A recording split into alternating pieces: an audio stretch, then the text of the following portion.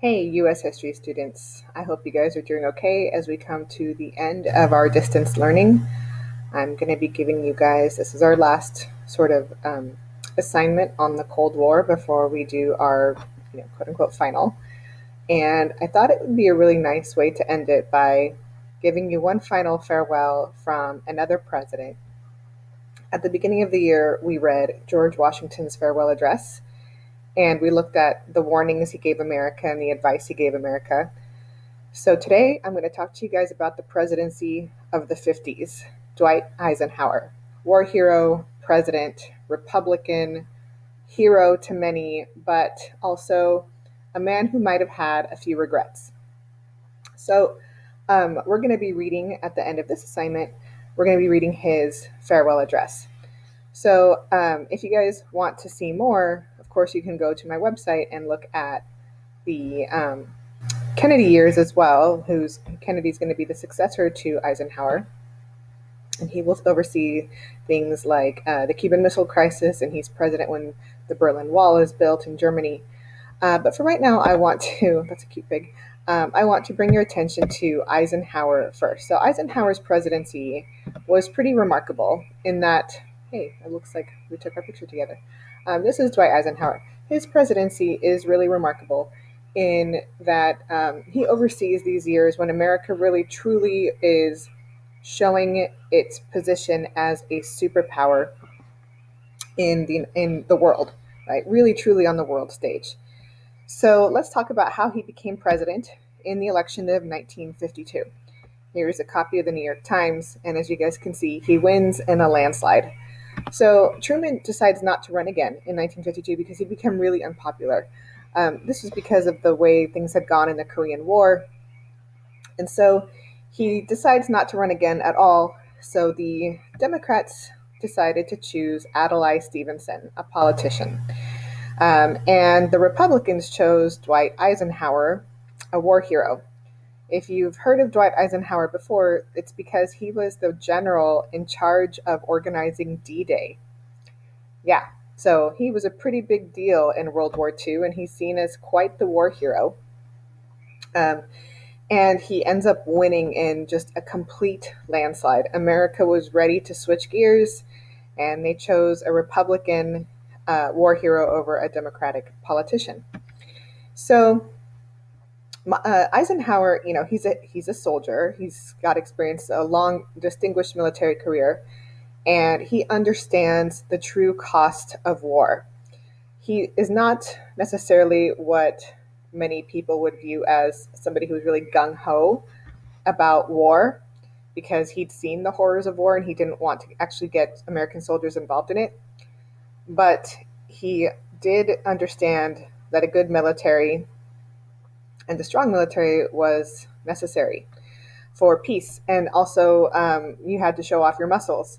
So that's why his famous policy is known as a policy of massive retaliation. His number one goal is to contain communism, like Truman had said. But one way to contain communism is you have to actually, first of all, show how great capitalism is. And another way to beat communism is to build up your nuclear weapons so that it discourages war. Nobody actually wants to get involved in a nuclear war.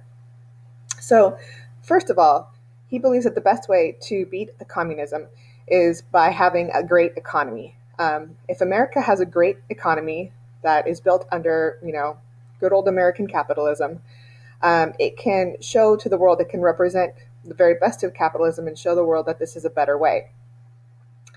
But another way to have a great economy is just to not spend so much money. And the most expensive thing we have in America, without a doubt, is our military. And he believed that nuclear weapons give, quote unquote, more bang for your buck. Those are his words. He believed that you don't have to have such a huge military if you just have a few nuclear weapons under your belt. Because nuclear weapons are so powerful, nobody's going to want to pick on you or start problems with you if you have some. This, of course, was proven at the end of World War II. But now we were no longer the only country that had nuclear weapons. Russia, or I should say the Soviet Union, starts to build them up as well. Now, the Korean War, though, it had been basically a failure. And it proved that we can't beat communism with war. That would mean that we would be at war just nonstop all the time. He believed that the best way to beat communism was to try to prevent wars altogether. So having those nuclear weapons really promises massive retaliation to anyone that tries to spread communism or get in America's way of accomplishing its goal of containing communism. And so therefore this would discourage war. Countries are likely to back down when you promise them with a nuke. So we start building up our nuclear weapons, and this is famously called the nuclear triad. Okay, so there's three different types of nuclear weapons that are going to be built through the era of the 1950s. So when you think 1950s, you should think poodle skirts, jukeboxes, malt shops, Elvis, Eisenhower, and nuclear weapons, because this is really one of the defining characteristics of the decade. Um, the first of the nuclear triad are long range bombers. And so the American military has the technology and creates the B 52 bomber plane in 1955. These are actually still in use today. And what are called ICBMs, or intercontinental ballistic missiles. These missiles can reach anywhere in the world in 30 minutes. So, of course, they use space age rocket technology.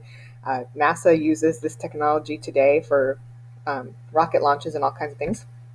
Then you have land-based missiles. So the Atlas missile was the first. Also, NASA uses the same technology.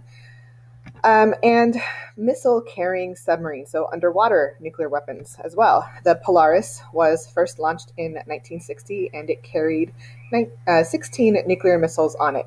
All of these are still in use today.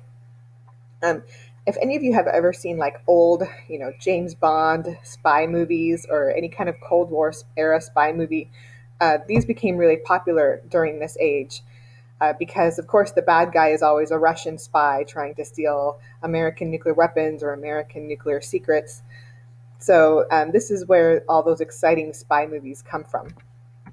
But here's some pictures for you guys of some of these technologies. Like there's the Boeing 52 Stratofortress, the SM-65 Atlas ICBM. Again, these are all still in use. Of course, there are also newer, more modern type of weapons as well. And the Polaris submarine, which is made by a company named Lockheed Martin, which is still part of the military industrial complex, which I'm going to talk about later. So what were the results of this policy of massive retaliation? Well, some good, some bad. First of all, Eisenhower did reduce the size of the military and reduced military spending, which is what he had promised to do. This is helpful to the economy as well. We also increased the size of our nuclear arsenal. In 1953, we only had 1,000 nuclear bombs, only, like as if that's a very small amount. But by 1961, we had 18,000. How many do we have today? Good question. You guys might want to look that one up. But it's a lot more than 18,000, I can tell you that much. Now, this is actually kind of scary. You've seen the destruction that one nuclear bomb can do in 1945. So now we have 18,000 of these, and these are just in America alone. Russia also had them, or I should say the Soviet Union.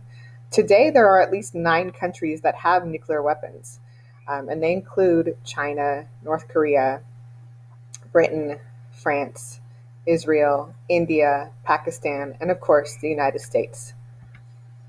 But one, I guess you could say, drawback to this policy is that we essentially establish or create an arms race with the Soviet Union. What this means is that America and the Soviet Union were constantly in a competition to build up bigger and badder nuclear weapons. Dr. Seuss actually had something to say about this. I don't know if any of you are familiar with this book. If we were in class, I would have read it to you. That was one of my plans. But it's called The Butter Battle Book by Dr. Seuss. And it's about these two neighboring states that get into a competition. They have a disagreement over which is the right way to butter your bread. Just silly, but it's Dr. Seuss. And of course, it's intended for children. And in the disagreement then leads to both sides building up bigger and bigger and bigger weapons. They're trying to outdo the other. And like most Dr. Seuss books, it has a moral in the story. And of course, the question is, how big can a nuclear weapon get? Like what exactly is the end game of trying to build such a nuclear weapon? How big do you want it to be? How much do you want it to destroy? Can a nuclear weapon be so big that it can destroy essentially, the entire eastern seaboard of the United States, the entire Korean Peninsula? I don't know. The technology exists. So, and then what happens when you do build it? Like, can you ever use it? I think that's the biggest irony, of course, is that the amount of money and energy that goes into creating these weapons, realistically, we can never use them, because if we use them, we start a nuclear war. And if we start a nuclear war, that's, well, that's like the end of humanity. So we, ironically enough, put so much of our talent and energy into creating weapons that can destroy us, so therefore we can't ever really use them. Yeah, I don't know what you guys think about that, but I think about that sometimes. It's one of those things that kind of gets in my head at night when I'm trying to sleep. So this arms race leads to another policy of Eisenhower's, and this name, brinkmanship, was actually coined by his critics. Not everybody was a fan of Eisenhower's tactics. People do get genuinely fearful of the prospect of nuclear war, and it seemed like Eisenhower was constantly threatening not just war, but nuclear war. So, what brinkmanship is the policy of being constantly on the brink of war, like constantly threatening other countries with war, with nuclear weapons, and it can make people very scared. Think about how uncertain we feel now with just a pandemic going on. And then imagine what you would feel like if you constantly felt like you were on the brink of war again, especially if you had already lived through World War II. And now with the added threat of nuclear weapons, I mean, there was quite a bit of anxiety back then. So Eisenhower's critics coined this term for his policy, and Eisenhower was okay with it. And probably because sometimes brinkmanship worked. It got the job done, and sometimes it didn't work. So there are two crises that immediately test this policy. The first one is the Taiwan crisis in 1954, when China essentially starts bombing Taiwan. Taiwan is no longer part of China. Ever since the Chinese Revolution, when the communists won, the anti-communists, called the nationalists, they fled China and they established themselves in Taiwan as a separate state. So people in Taiwan do not consider themselves to be nationally Chinese at all. China then decides to bomb Taiwan and claims that it's going to liberate it from the capitalist nationalists and make it part of China again. The United States, Eisenhower said, "I don't think so," because Taiwan is one of the few anti-communist barriers in Asia at the time. And so Eisenhower, or Ike as he was called, Ike threatens China with nuclear war, and China backs down. So, what do you know? It worked. But then there was another time it didn't work so well. The Suez Crisis, 2 years later in 1956. This happens in Egypt.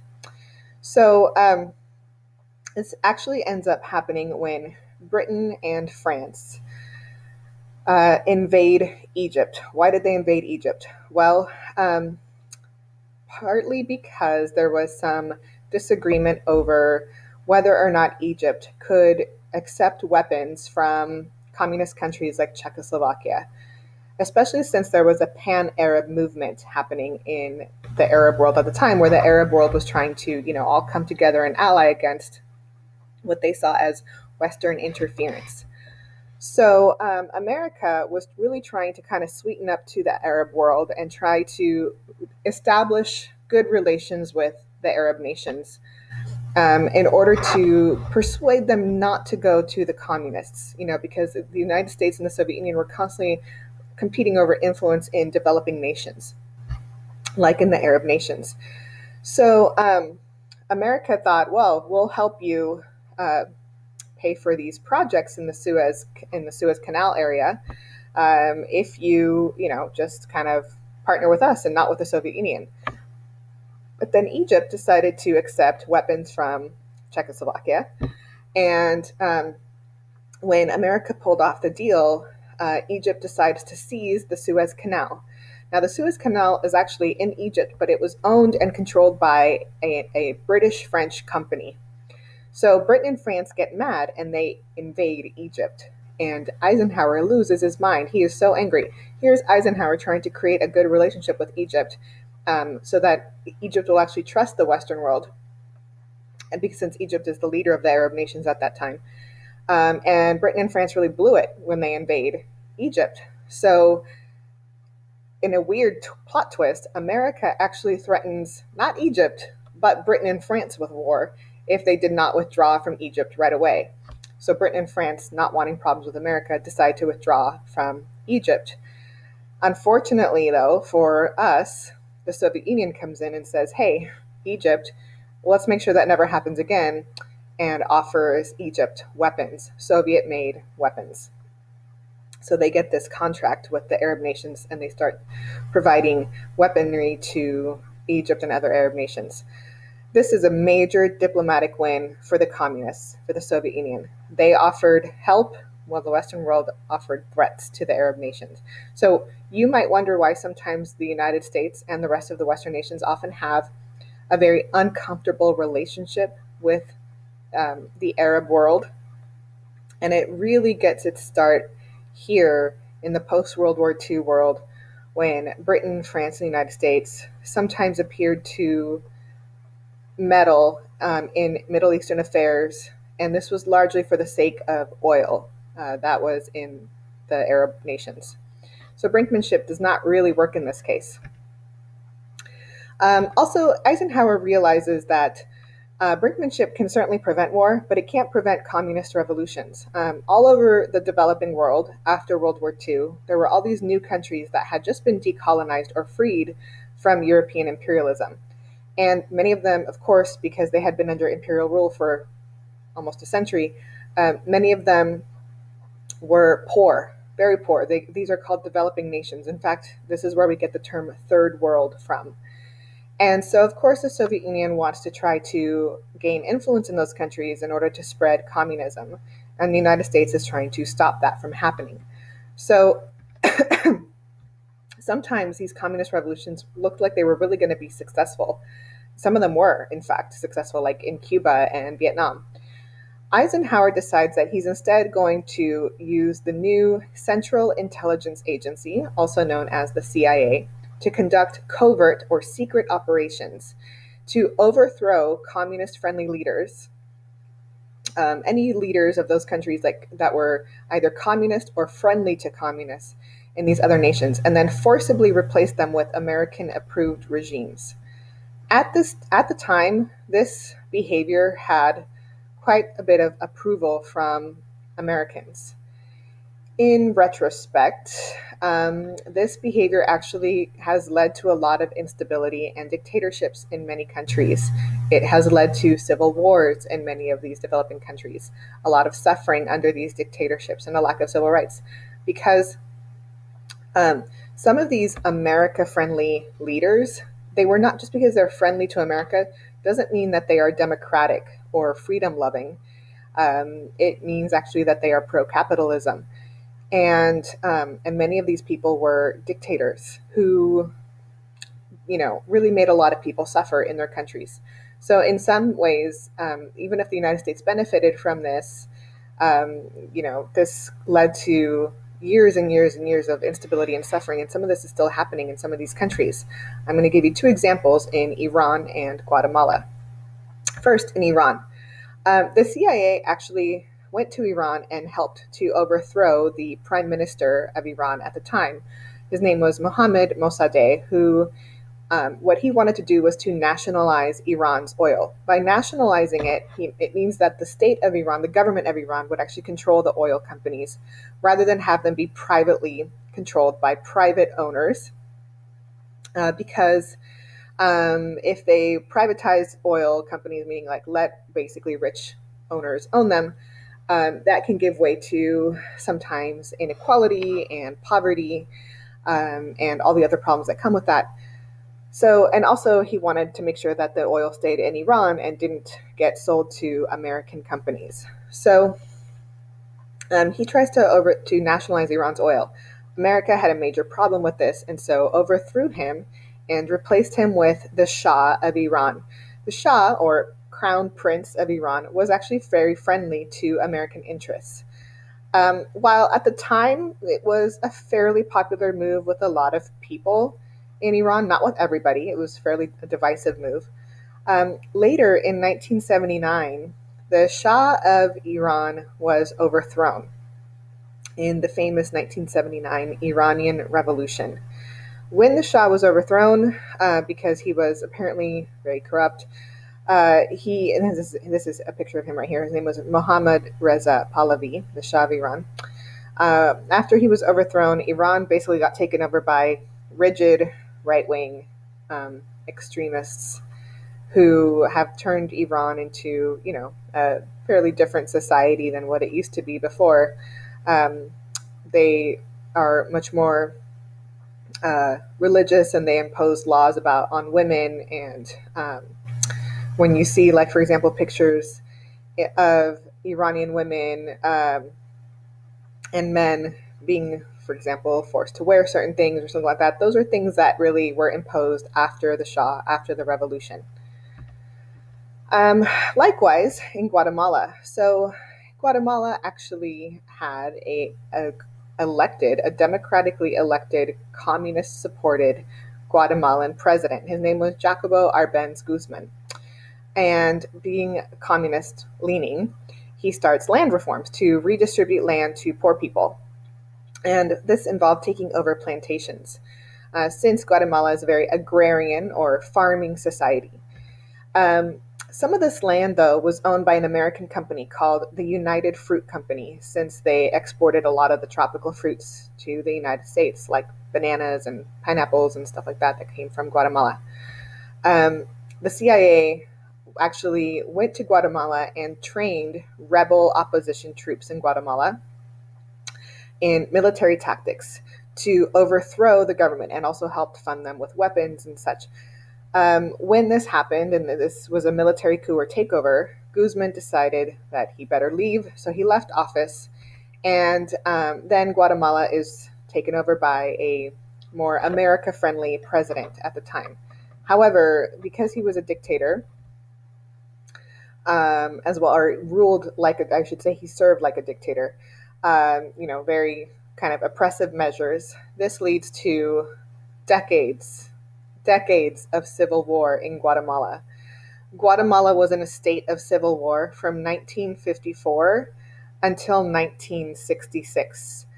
Why this happened was because actually many people in Guatemala wanted the land reforms that Guzman had originally proposed, especially because the American company, the United Fruit Company, was known for supporting really terrible labor practices. The fruit pickers and the agrarian farm workers that worked for United Fruit Company were treated quite poorly. So until 1996, Guatemala was in a state of civil war, and it was pretty terrible. We're talking genocides, especially of the native peoples of Guatemala, which is in Central America. Mass murders, kidnappings, and massacres happened fairly regularly. Guatemala is still recovering from this. And hundreds of thousands have left Guatemala as refugees and headed north, either into Mexico or into the United States. So this is not, it's not just in our neighboring countries or oil-rich countries. There's also trouble in the rest of Eastern Europe. Stalin died in 1953. Now, Stalin was a pretty terrible guy. I'm sure you learned about him last year, but Stalin was a murderous dictator, and he ruled his country through fear and terrorizing the population. So when he dies, he's succeeded by another Communist Party leader named Nikita Khrushchev. This is him right here. He doesn't look as scary as Stalin, and that's probably because he wasn't as scary as Stalin. When Nikita Khrushchev gets chosen to be the next party president, one of the things he does is he gives a speech, but it's secret, to just a certain amount of select few people in a room. And he gives kind of this little spiel or speech in which he denounces Stalin. Basically he says, "Oh man, thank God that guy is dead. That guy was crazy, psycho. Thank God we're finally rid of him." It sounded something like this, let's put an end to some of Stalin's crazy policies. Well, it was only supposed to be given to those few people, but there must have been a spy in that room because the CIA obtained a copy of the speech, a transcript of it, and they printed and spread copies of it all over Eastern Europe. This humiliates Khrushchev because what it does is it undermines communism.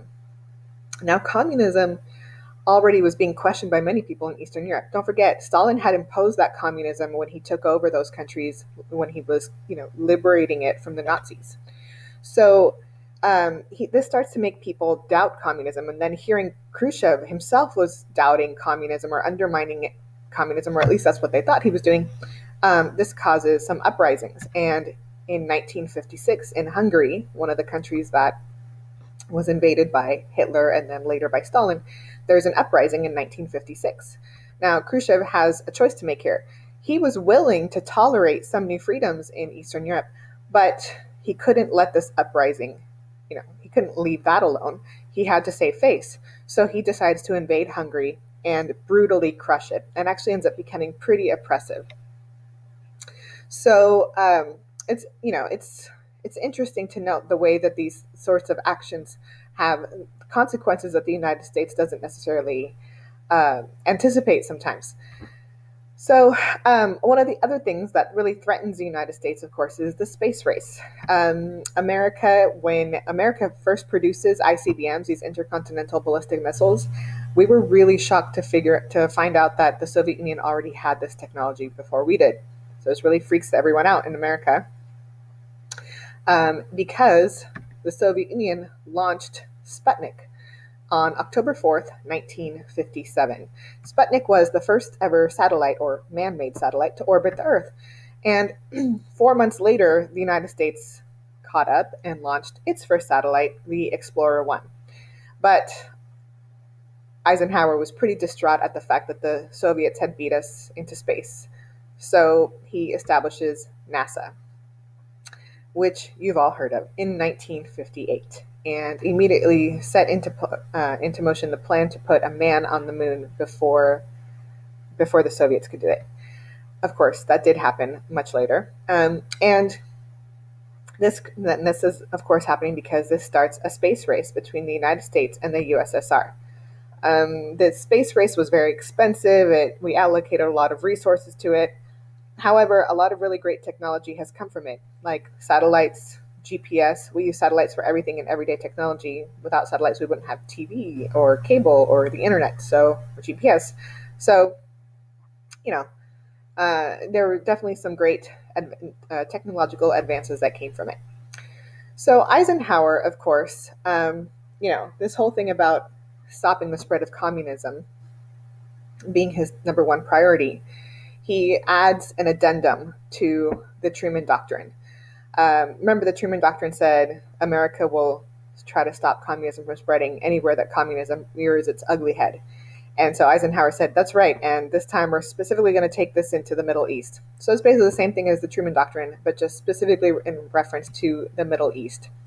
And this is in reference to the fact that the president of Egypt, Gamal Abdel Nasser, starts this pan-Arab movement.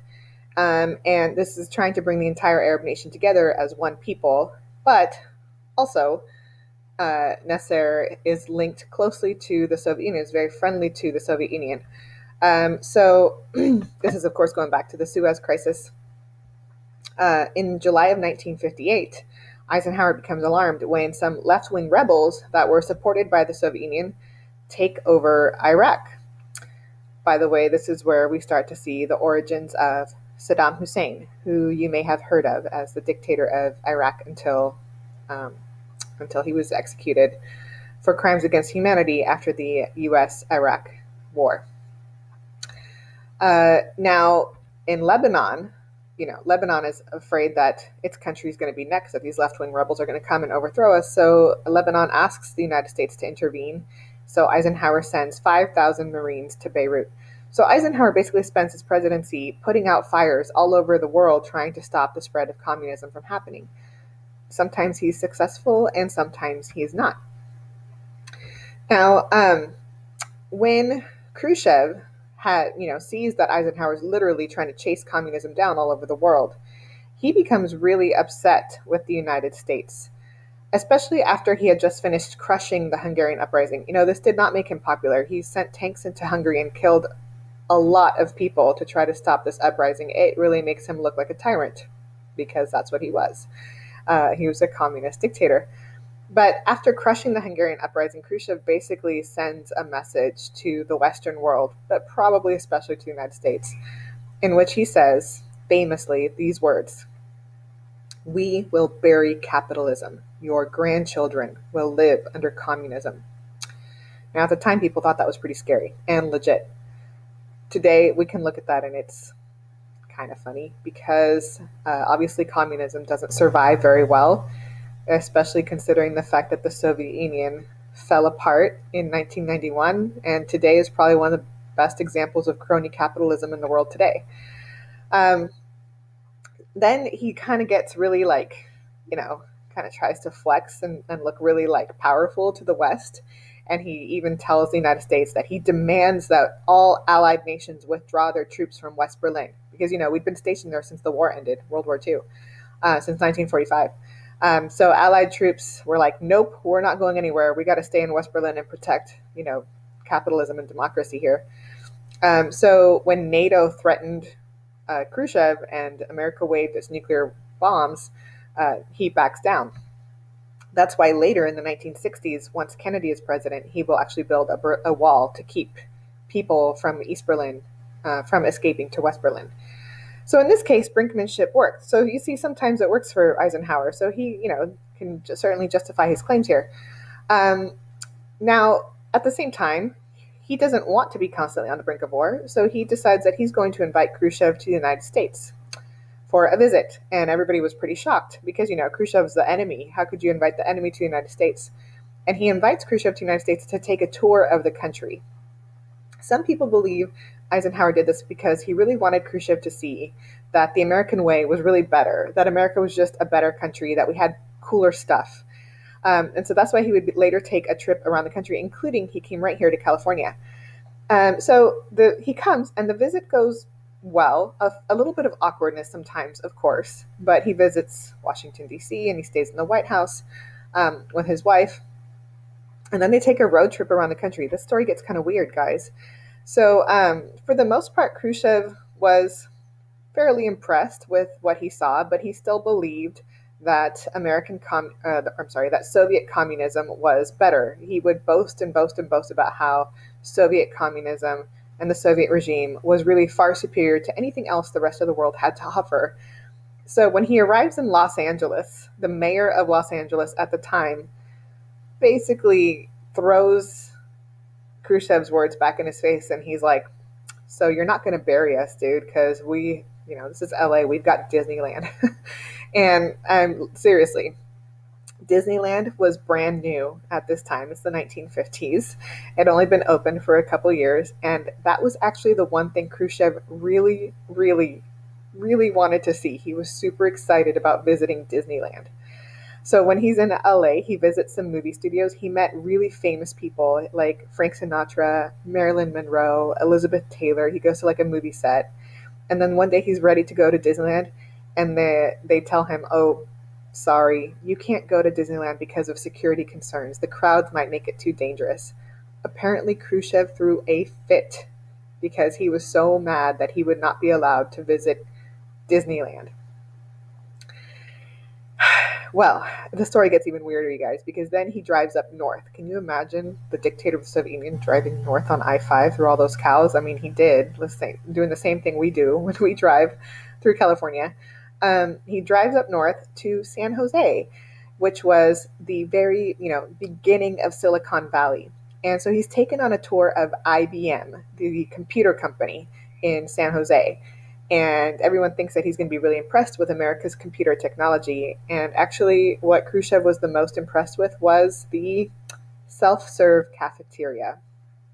He'd never seen anything like it. He was really impressed that there was a salad bar and a dessert bar, and that you could just serve yourself whatever you want in the cafeteria. So when Khrushchev returned to the Soviet Union, he made sure that the top companies in Moscow had self-serve cafeterias.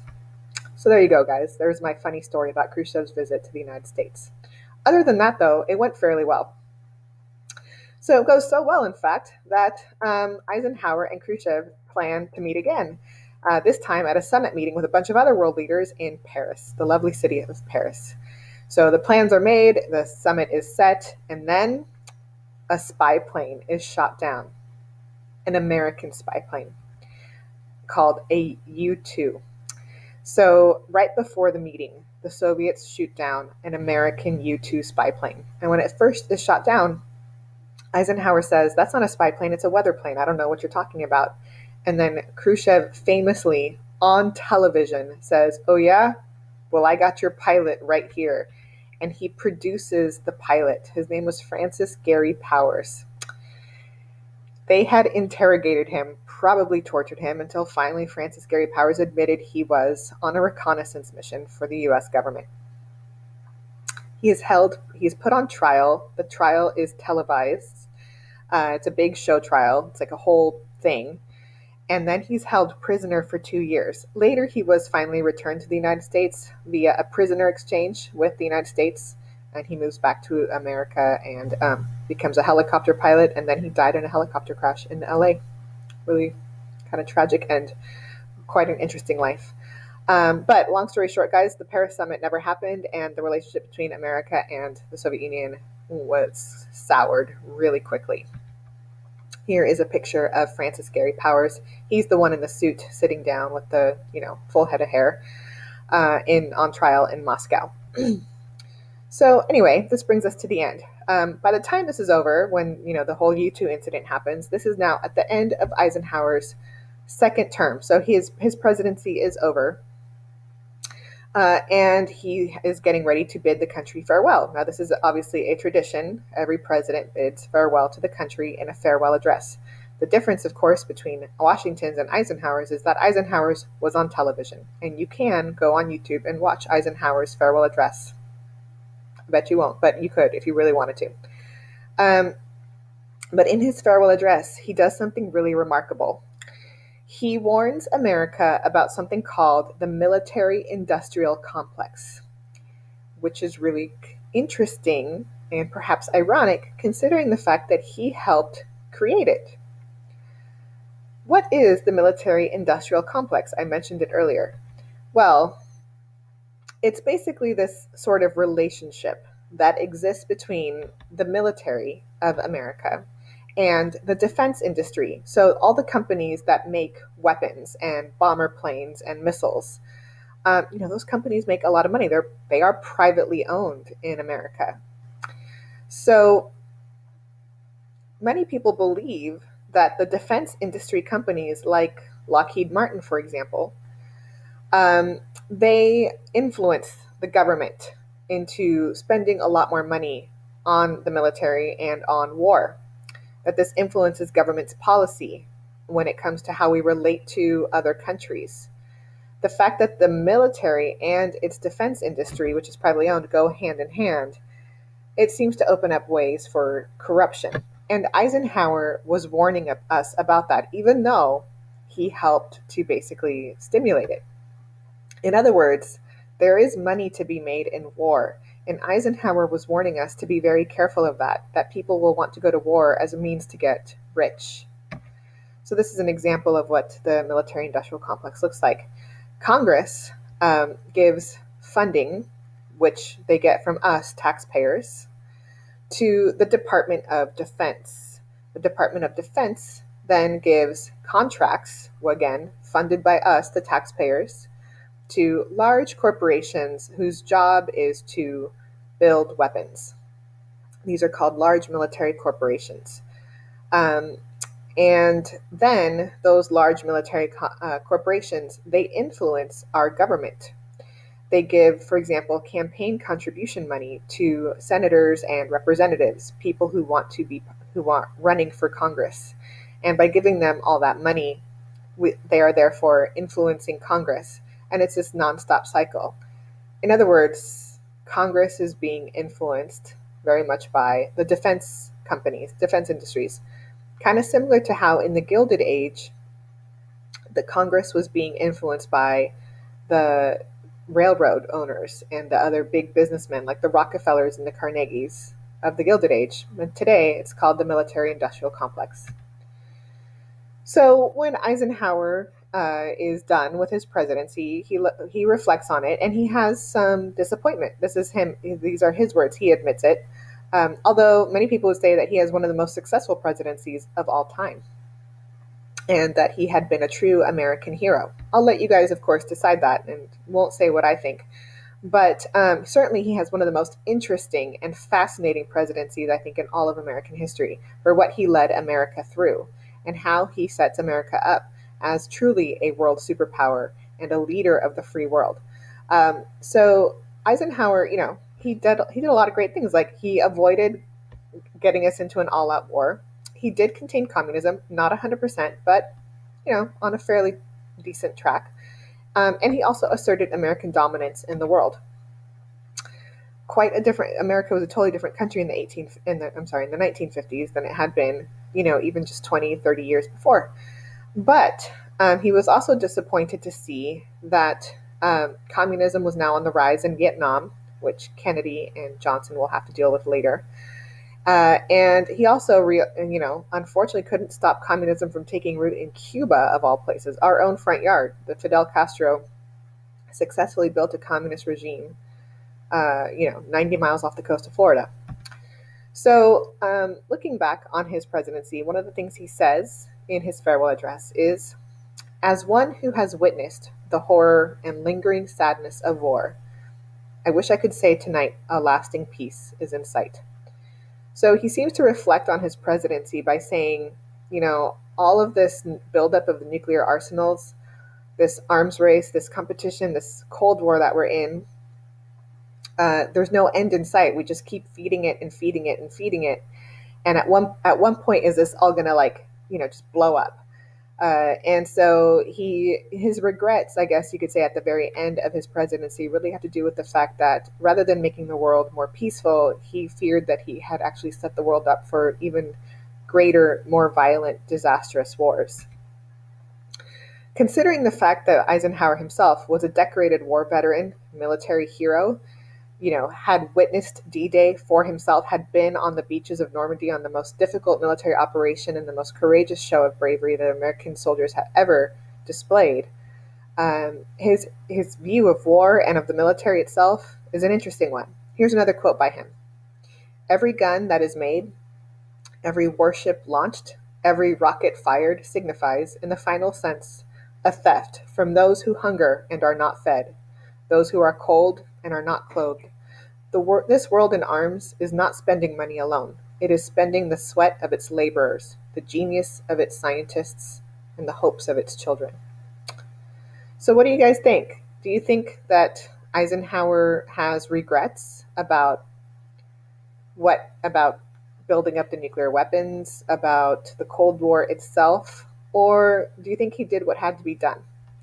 I'll let you guys decide that, of course, because what you're going to be doing next is you're going to go into the attachment here on Google Classroom, and you're going to read a little piece of Eisenhower's farewell address. Fortunately for you, it's not written in 18th century language, so it's a lot easier to understand. It's in modern English. And I want you to remember, when we read Washington's farewell address, how do these compare? Like, both presidents give guidance and warnings to America about something to be careful of, something to be watchful for. So I want you to answer the questions that are attached and then submit it via Google Classroom. So guys, that's going to do it for tonight. I apologize for the length of this video, but it's my last one. So I really hope you guys took the time to watch it. We will be having one final review project and hopefully one final Zoom meeting to really truly say goodbye. I hope you are all doing well, and I hope that you're all happy and healthy and safe and keep finding ways to keep busy. And I hope, more importantly, that you learned something today. I'll see you all later.